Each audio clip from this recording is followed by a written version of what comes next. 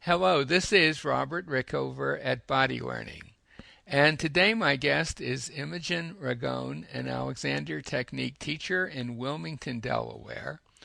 And she is going to actually interview me on the topic of freedom directions, center up with gravity, and Alexander Technique, and how they all fit in together. So, Imogen, I'm going to let you take over as the interviewee. Okay, thank you, Robert. Well, thank you. So let's start with the basics. What is the Alexander technique? Okay, well, a short description would be it's a way of learning how to do whatever you do in life more easily, with less stress, more the way you could say nature intended. Very nice. And so maybe you could maybe briefly explain what up with gravity is. Up with gravity is a process that I've developed over the last half dozen years or so, and I will put a link to a website about it. And it's basically taking advantage of knowledge of where your center of gravity is and how it's affected by what you do and how you can manipulate that to your advantage. Basically, how you can take advantage of the gravitational field so it's your friend and not um, some unpleasant force that's tending to pull you down all the time. Mhm. Yeah, no, it's great. And then maybe also a brief description of freedom directions. Okay, well, freedom directions are were excuse me developed by an Alexander Technique teacher in Cincinnati, Jennifer. Boy, I can't pronounce her last name. Can you? Roy Frankoli. Roy Fankoli, and they are the latest in a series of developments in Alexander directing that have taken place over the last, I don't know, 10 or 12 years. And they are, I think they may not be the end of the line, but they certainly have some huge advantages over their predecessors. Let's put it Yeah, that way. I'm actually thinking maybe quickly say what directing is for Yeah, anyone who doesn't know that. sure, sure. Well, a key component of the Alexander technique is what are called directions, and they're basically things that you say or think to yourself. You don't usually say them out loud, but you think them to yourself, and they are thoughts that are designed to improve the way you function. So, um, I mean, in traditional Alexander thinking, for example, the head neck upper torso relationship is considered pretty important. And so, an early version of an Alexander direction might be um, I'm freeing my neck, or I'm letting my neck be free. Those are very kind of classic Alexander directions. They've been in use for a long time, and they're pretty effective, but they have flaws. Basically, the main flaw being that they assume that you know how to do something that you may not be able to. Even letting my neck be free, which sounds good, it assumes I know how to let it be free. And in my experience, most people don't. So about 7 or 8 years ago, a woman named Missy Vineyard came up with what are called negative directions. Sometimes they're called inhibitory directions, and they're basically no statements. So it would be for your neck, I'm not tensing my neck, I'm not tightening my neck, I'm not holding my neck, that sort of thing. Mhm. Incredibly powerful, way, way better in my view than the previous ones. The main drawback of them at times is because they are no statements, grammatically negative statements, it's easy for some people to view them with suspicion. Classic example being you tell someone, don't think about pink elephants, and of course they're going to They're going to zero in on pink elephants. And just people in general don't like no. They Hmm. prefer yes. So Jennifer's development is a pretty powerful one there, which she calls freedom directions. And so for the neck, it would be my neck is free. That would Yeah, be nice. a freedom direction for the neck. And the thing about them is they are not, and that's quite different from saying I'm going to free my neck. It's saying my neck is free is what I want. That's my intention. I have no idea of how that's going to be implemented. That's not my job. My job is to deliver the message. And also, I'm not putting any force into it. I'm not. It's not like a military command. It's just a gentle intent that may come and go. I'll forget it, bring it back, and amazingly enough, for anyone who's worked with them, they're incredibly powerful. Yeah, I think of it more as, especially because it's in a present tense, so it's not anything that's got any sort of future about it. It's in the moment. Totally Uh, in the moment. Yeah. um, that's really helpful. It's almost, it's just like you're expressing a possibility to yourself. Exactly. And they can Yeah. be applied across a huge range of things. They are just unbelievably robust in that sense. So, negative directions are what I use primarily in my teaching.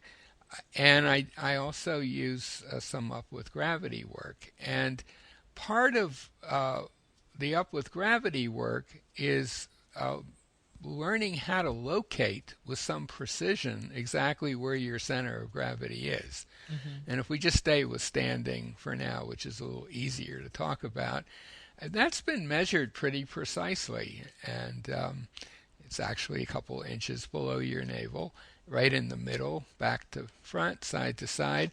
And it's often helpful to use some simple imagery to mentally connect with it because it is an infinitesimally Hmm. small point in the middle of probably an intestine. I mean, there's really nothing there to mark it. And so the way I approach teaching center of gravity has changed a lot since I've been thinking about freedom directions.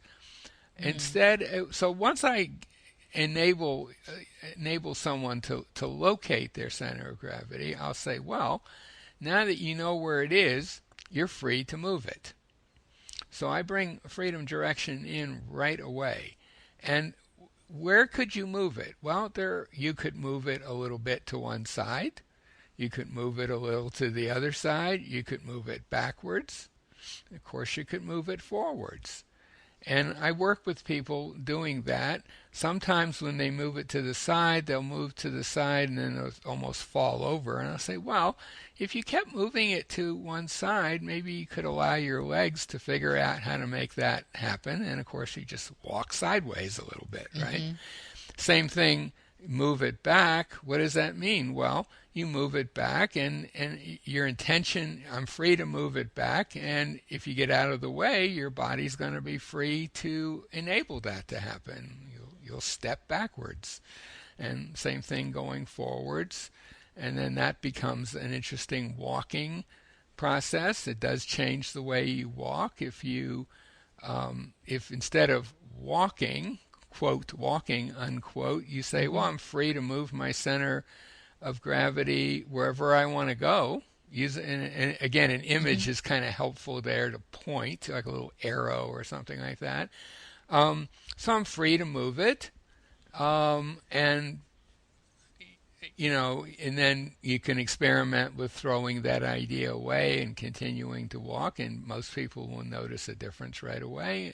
They get a little heavier, and then you could just bring it back again. So you're using freedom in these examples. I'm using freedom directions as the way of they're right in the description immediately of how to use the knowledge of your center of gravity. That's interesting because I think earlier you went through a process of just having people move the center of gravity. So you're Exactly. immediately going to Right, and being that works. free That works to too. I mean, move. you can tell Yeah. someone to locate their center and now just move it, and then Mm, and then continue walking, but throw that away, and they'll notice a difference. But it's a little nicer, I mm-hmm. think, and a little more effective, and especially for the next stage, which I'm on the verge of getting to here, Mm-hmm. to bring that concept of freedom in right away so that people are already used to the idea, well, I'm free to do this, I'm free to do that, I'm Mm-hmm. free to do whatever I want to, basically, Mm-hmm. Mm-hmm. with Yeah. my center of gravity and perhaps with other things in your life too. And then that sort of segues into um, the second part, you might say, of center of gravity work is that once you've experimented with moving your center, let's say in more or less a horizontal plane, Mm-hmm. if you're free to move it forward or backwards or sidewards, of course, logically, you should be free to move it up inside yourself. Mm-hmm. You could call that lifting if you want. Um, I'm free to lift my center, you could say. Mm-hmm. Yeah, Is that a telephone in the background or not? it is. Yes. You're a popular person. Two calls at the same time.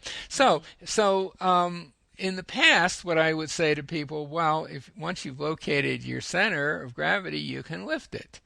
And then you can move that lifted center through space. And that's even more powerful. And that gives you a huge, um, often a very powerful experience. It's good stuff. But I found that if you just shift over to I'm free to lift it, and Yeah. then once it's lifted, I'm just plain free again. I don't have to keep lifting.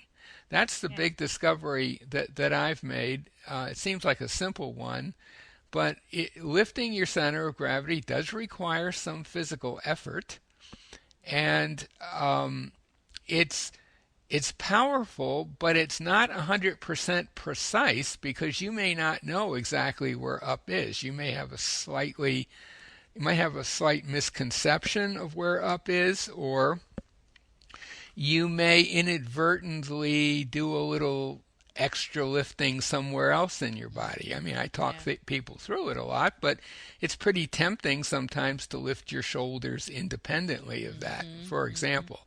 So there are those kind of secondary effects that can come in. So if you say, well, I'm free to lift my center, you do a little work, it's higher, you feel your abs firming a little bit, you're taller, and then you just say, I'm free. And you'll probably notice a slight rearrangement as the precision direction kicks in, but you don't sink back down. That's the key. Yeah. And Nice. the analogy I've taken to using with my students of late is, you climb the hill, and once you're on top of the hill, you don't have to keep climbing it.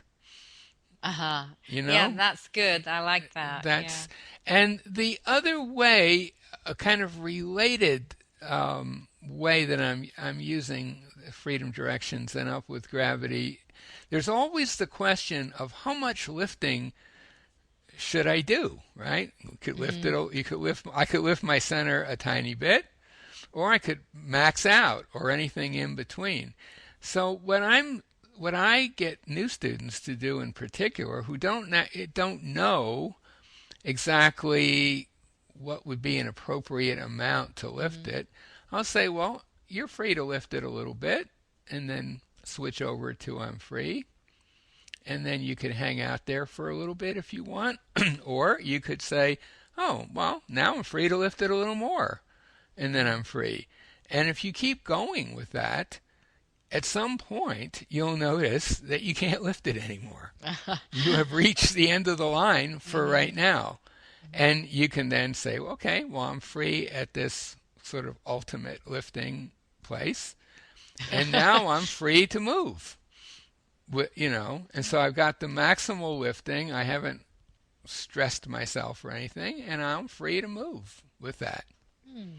So that's how I'm using it. And Yeah. secondarily, I don't want to get into the details of sitting, but because everything's a little different when you're sitting. But that same process of lifting your Would seated apply. center is a fascinating thing to use if you're stuck in an airplane, if you're stuck in a movie theater or a play or a concert. You're Mm. sitting for a longish period of time. You really feel like you'd like to stretch a little bit, but it's not appropriate. Mm. This is an amazing way to just energize yourself, Yeah.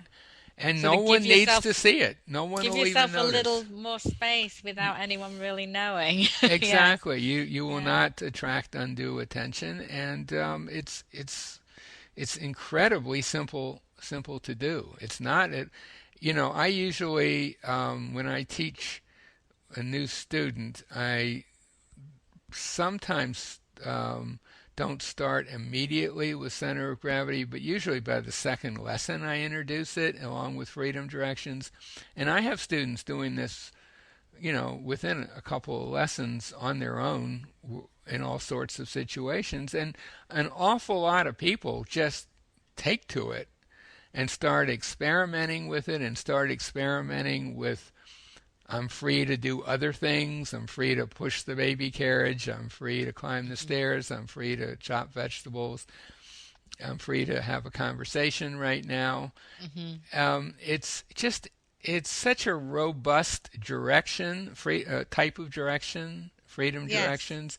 And when you combine that with the little oomph or doing of up with gravity, that sort of short term doing, and then morphing into longer term non doing, as Alexander teachers like to do. It's just an amazingly powerful thing. It just lends itself to endless self experiments. Yeah, no, I like that. I really like going back to when you were first describing just having people be free to move it in different directions and then kind of segue into actually walking or moving. Or Yeah, I don't know, that was doing a recognizable yeah, activity that's yeah. something they do all the time. Yeah, I found that bringing that freedom to move this newly discovered center of Mm. gravity is an incredibly powerful concept. People latch on to that very quickly. Hmm.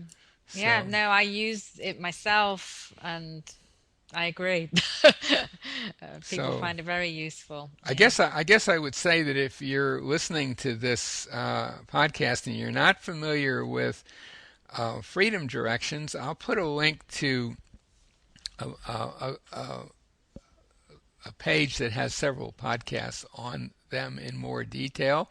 And I'll put a link also to the Up with Gravity page so you can actually go through the first few sets of lessons. You could do the whole thing in half an hour Hmm. easily. And Yeah. um, there's no reason why anyone couldn't experiment with this. You don't necessarily need to have an Alexander teacher, although I think in a lot of cases the teacher would be a help at the beginning, but Yeah. not necessarily required. So Hmm. Interesting. So is there anything else you'd like to add? no, no, except just to reiterate that the more I work with freedom directions, the more I appreciate them.